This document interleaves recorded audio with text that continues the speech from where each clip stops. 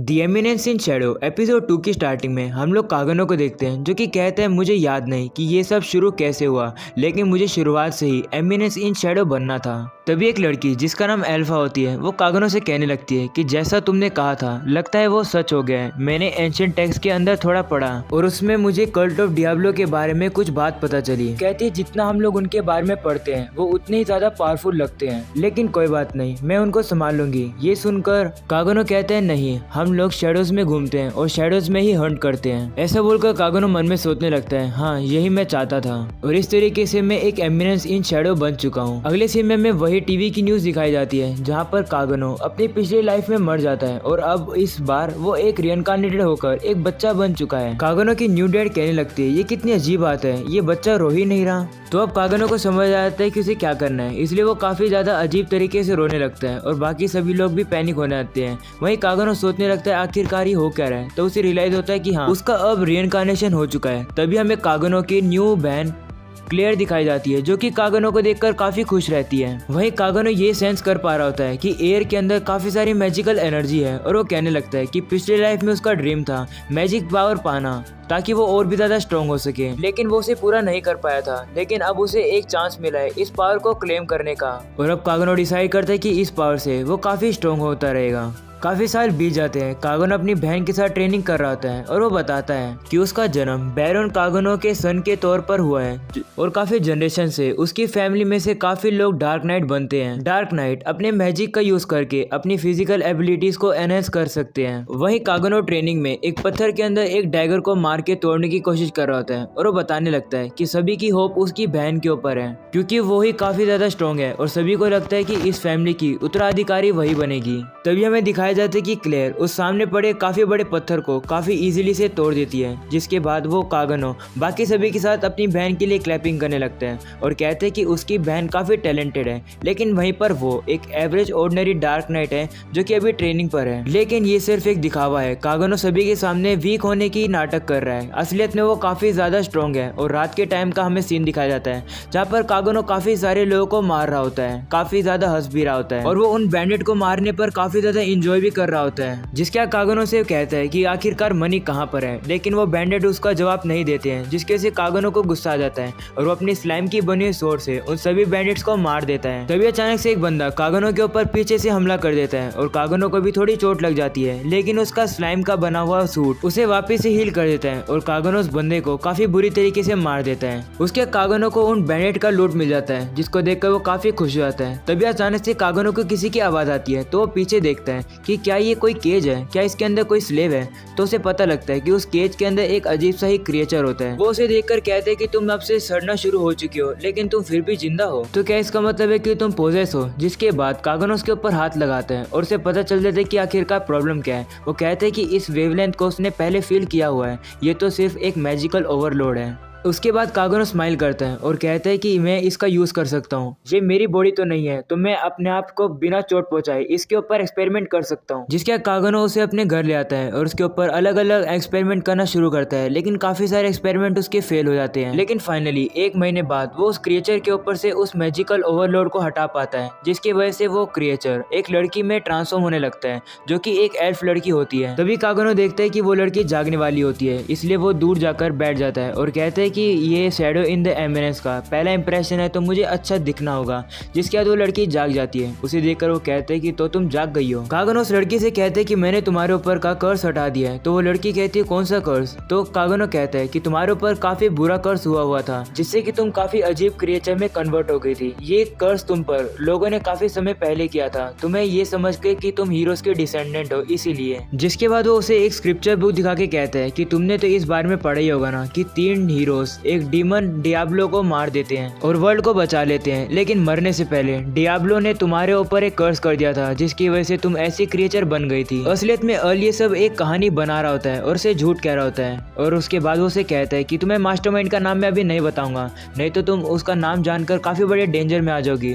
इस पर एल्फ कहती है नहीं, मैं उसका नाम जानना चाहती हूँ। तो अर्ल एक पीछे पड़ी बोतल के ऊपर नाम देखता है कल्ट ऑफ डियाब्लो और फिर उसे बता देता है कि कल्ट ऑफ डियाब्लो ही है जो कि ग्रेट डीमन मिशन को वापस से रिवाइव करना चाहते हैं। कागनो से कहते हैं कि वो उनका ग्रुप कभी भी दिन के डे लाइट में नहीं आता, इसलिए वो रात के शेडो में कल्ट ऑफ डियाब्लो की इविल स्कीम को खत्म करना चाहता है। जिसके कागनो अपने डार्क फॉर्म में आ जाता है और उसे अपना नाम कहता है कि मेरा नाम शेडो है, मैं वो हूँ जो शेडो में रहता है और शेडो के अंदर ही हंट करता है। वो कहता है कि उसका पाथ काफी ज्यादा मुश्किल है, लेकिन फिर भी उसे अपने मिशन को पूरा करना ही होगा। जिसके बाद कागनो उस लड़की को कहता है, चाइल्ड ऑफ हीरो, क्या तुम मेरे पाथ पे चलने के लिए तैयार हो? लड़की सोचने लगती है और कहती है कि जब उसे एक कर्स मिल गया था तब उसने सब कुछ खो दिया था, लेकिन अब तुमने उसे ठीक कर दिया, तुमने मेरी जान बचाई। अगर तुम चाहते हो कि मैं तुम्हारी हेल्प करूँ तो मैं तुम्हारे साथ काम करूंगी, चाहे मुझे अपनी लाइफ भी तुम्हें देनी पड़े। के बाद वो कागनो से हाथ मिलाती है। वहीं कागनो कहने लगता है, ये सब कहानी तो मैंने बनाई है, यानी कि उसने झूठ बोला ये सब। वो एल्फ से कहने लगता है कि अभी फ्यूचर में हम लोग काफी पावरफुल गवर्नमेंट लीडर से भी लड़ सकते हैं, जिन्हें हमारे रूल्स पसंद नहीं होंगे, तो तुम उनका क्या करोगी?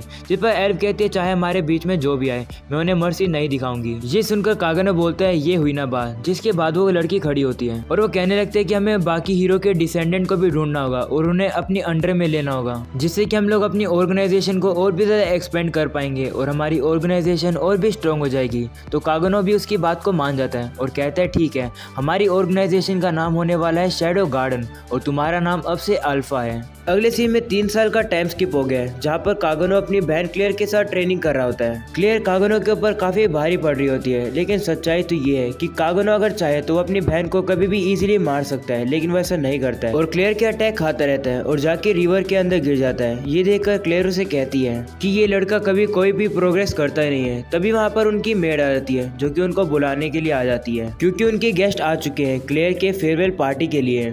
जिसके क्लेयर कागनो को कहती है कि मैं तुम्हारे साथ प्रैक्टिस थोड़े दिन के लिए नहीं कर पाऊंगी, तो तुम खुद से अपने ट्रेनिंग को जारी रखना। तो कागनो भी मान जाता है, जिसके बाद वो पानी से बाहर आने लगता है और कहता है कि बैकग्राउंड कैरेक्टर यानी साइड कैरेक्टर बनना इतना भी इजी नहीं है, क्योंकि वो इतना ज्यादा स्ट्रॉन्ग है कि वो कुछ भी कर सकता है। लेकिन वो डिसाइड करता है कि वो अभी भी बैकग्राउंड कैरेक्टर बन के रहेगा जब तक परफेक्ट टाइम नहीं आ जाता। जिसके कागनो बताता है कि जब एक डार्क नाइट 15 साल का हो जाता है तो वो मिडगार एकेडमी के अंदर जा सकता है, ताकि उन्हें और भी ज्यादा नॉलेज और वो स्ट्रॉन्ग हो सके। वो कहता है कि उसकी आज सिस्टर मिडगार एकेडमी में जाने वाली थी, लेकिन जिस दिन उसकी एकेडमी जाने का समय आ गया था उस दिन वो कहीं पर ही गायब हो गई। उसके कमरे का सारा सामान बिखरा होता है और वो कहीं पर मिल नहीं रही होती है। वहीं कागनो के डैड काफी कंफ्यूज लगते हैं कि आखिरकार क्लेयर से ज्यादा स्ट्रॉन्ग कौन है जो कि उसको किडनैप करने की ताकत रखता है। वहीं कागनो की मोम आती है और कागनो के डैड से कहती है कि तुम यहाँ पर टाइम वेस्ट कर रहे हो, इससे अच्छा तो अच्छा रहेगा कि तुम हमारी डॉटर को ढूंढो। और इसी तरीके से उनके बीच में लड़ाई शुरू हो जाती है।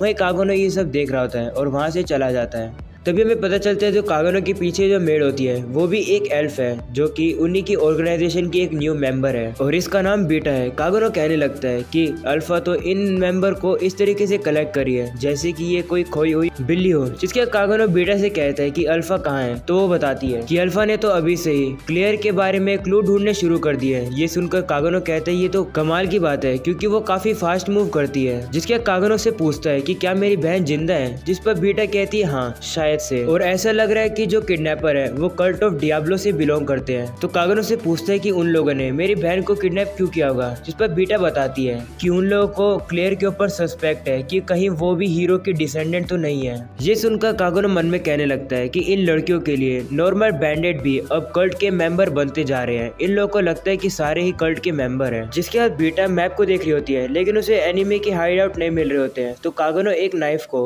मैप के ऊपर फेंकता है और कहते हैं ये है उनका हाइड आउट, लेकिन असलियत में कागनो ने कहीं पर भी रैंडमली एक नाइफ को फेंक दिया था। वहीं पर बीटा कहने लगती है अब मैं समझ गई, यहाँ पर तो सच्ची में उनका हाइड आउट है। जिसके बाद बीटा कागनो की काफी तारीफ करके कहती है कि तुम काफी औसम हो। वहीं कागनो से कहता है कि सभी 7 शैडो को कांटेक्ट करो, आज रात हम लोग जाने वाले हैं। अगले सीन में हम लोग किडनैपर को देखते हैं, जो कि क्लियर से कहते हैं कि मैं तुम्हारे साथ वॉयलेंस नहीं करना चाहता हूँ, क्योंकि मेरे पास खुद की एक डॉटर है। जिसके बाद क्लियर को लात मारता है, लेकिन क्लियर उसके अटैक को डॉज कर लेती है। इसे देखकर वो किडनैपर कहता है कि तुमने मैजिक सीलिंग चेन डाल रखी है, लेकिन फिर भी तुमने मेरे अटैक को डॉज कर दिया, काफी इंप्रेसिव बात है। तो वो उसे कहती है मुझे सिखाया गया है कि इससे फर्क नहीं पड़ता कि तुम्हारे पास कितना मैजिक है, फर्क इससे पड़ता है कि तुम उसको किस तरीके से यूज करते हो। और ये चीज उसे उसके भाई ने सिखाई है। क्लेयर हंस के उसे कहने लगती है कि हर टाइम मैं उसको हरा देती हूँ जब भी मैं उसे लड़ती हूँ, लेकिन आखिरी में ही मैं ही मेरे भाई से कुछ ना कुछ सीखती हूँ। लेकिन मुझसे लड़ने के बाद वो आज तक कुछ भी नहीं सीखा है, इसलिए मुझे उसे हराने में काफी मजा आता है। ये सुनकर वो किडनैपर कहता है मैंने तुम्हारे भाई भाई के बारे में सुना हुआ है, एक बार तुम पोजेस हो गई थी तो उसी ने तुम्हें हील करा था ना। क्लेयर ये सुन के कहती है नहीं, ऐसा कभी भी नहीं हुआ था। मैंने इतनी बार लोगों को बताने की कोशिश करी लेकिन ऐसा नहीं हुआ था,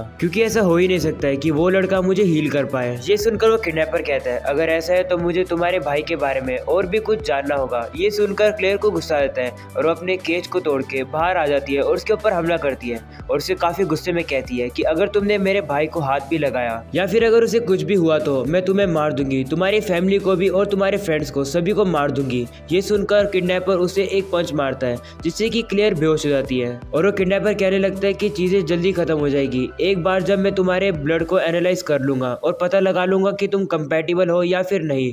तभी एक बंदा आकर उसे कहता है कि कुछ घुसपैठी आ गए हैं जो कि अटैक कर रहे हैं। देखने में लग रहा है कि वो लोग 7 लोग हैं और वो एक शैडो की तरह आए हैं और सभी लोगों को उन लोगों ने मार दिया है। जिसके बाद किडनैपर वहां पर पहुंचता है और ये देखकर काफी ज्यादा हैरान हो जाता है कि उन लोगों ने उन सभी को हरा दिया। वो उनसे कहते हैं कि तुम कौन हो, तो अल्फा उसे बताते हैं कि हम लोग शैडो गार्डन है और हमें कल्ट ऑफ डियाब्लो के बारे में और रिवाइवर ऑफ डियाब्लो के बारे में सब कुछ पता है। ये सुनकर किडनैपर कहते हैं आखिरकार तुम्हें सीक्रेट कैसे पता। जिसके बाद वो अल्फा के ऊपर हमला करता है लेकिन अल्फा उसके ऊपर भारी पड़ रही होती है और उसे मारती रहती है।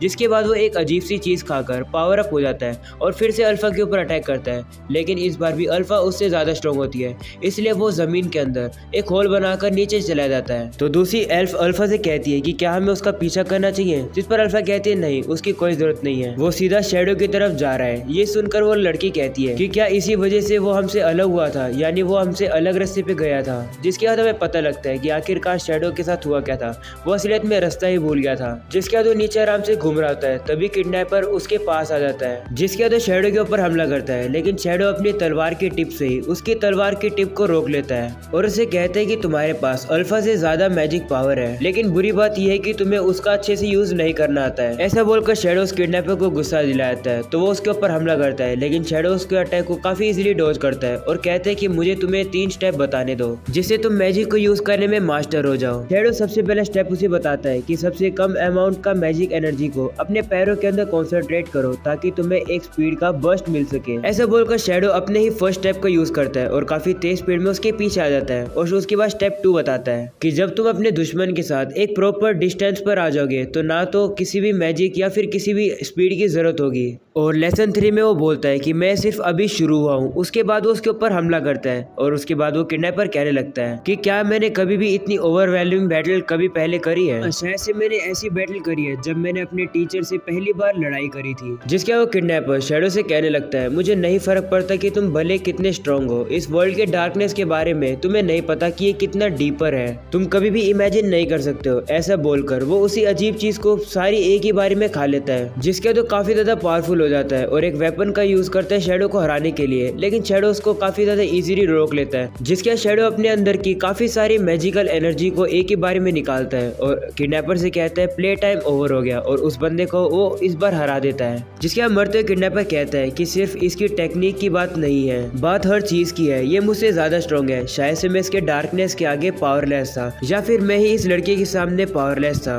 वही किडनैपर को अपना नेकलेस खुलता हुआ दिखता है जहाँ पर उसकी बेटी के साथ उसकी फोटो होती है और अपनी बेटी का नाम पुकारता है मिलिया। ऐसा बोलकर वो मर जाता है। वहीं पर शैडो उस पेंडेंट को उठा लेता है और वो कहता है कि ये बंदा काफी ओल्ड था लेकिन फिर भी ये काफी स्ट्रॉन्ग था। ऐसा बोलकर शैडो वहाँ से चला जाता है। जिसका शैडो बताता है कि ये ऐसा हुआ था उस दिन और उसके बाद उनका रेस्क्यू मिशन सक्सेसफुली पूरा हो गया। वो बताते हैं कि उसने क्लेयर की चेन को खोल दिया था। जिसके बाद अगले दिन क्लेयर अपने आप से घर वापस आ गई, काफी ज्यादा खराब हालत में और खराब मूड के साथ, और जो उसकी इंजरी थी वो रात भर ही हील हो गई। जिसके बाद वो अगले दिन कैपिटल के लिए रवाना हो गई और वो ऐसा एक्ट करी थी कि कुछ रात में हुआ ही नहीं था। जिसके बाद वो वहाँ से चली जाती है। अगले सीन में कागनो वही कैसल वाली जगह पर सभी गर्ल्स के साथ खड़ा होता है और कहता है काश मैं भी कैपिटल में जा पाता, क्योंकि कैपिटल के कंपेयर में ये विलेज तो किसी भी काम का नहीं है। वो कहने लगता है कि वहाँ पर जरूर कोई ऐसा कैरेक्टर तो होगा ही जो कि वहाँ का मेन प्रोटैगनिस्ट होगा या फिर वहाँ तो एक लास्ट बॉस होगा ही। वो कहते हैं कोई बात नहीं, अभी भी मेरे पास 2 साल है वहाँ पर जाने के लिए और तब तक के लिए मैं अल्फा और बाकी लड़कियों से काम करवाऊंगा। लेकिन तभी अल्फा शैडो से कहती है कि हमें यहाँ से जाना होगा, हमारा समय हो गया है और यही हम लोग का फाइनल गुड बाय है। ये सुनकर कागनो काफी ज्यादा हैरान होकर कहते हैं कि आखिरकार तुम क्या कह रहे हो, और यहीं पर एपिसोड हो जाता है खत्म। तो गाइस अगर आप लोग को पसंद है तो जोर से लाइक करके जाना। मिलते हैं इसके नेक्स्ट एपिसोड में।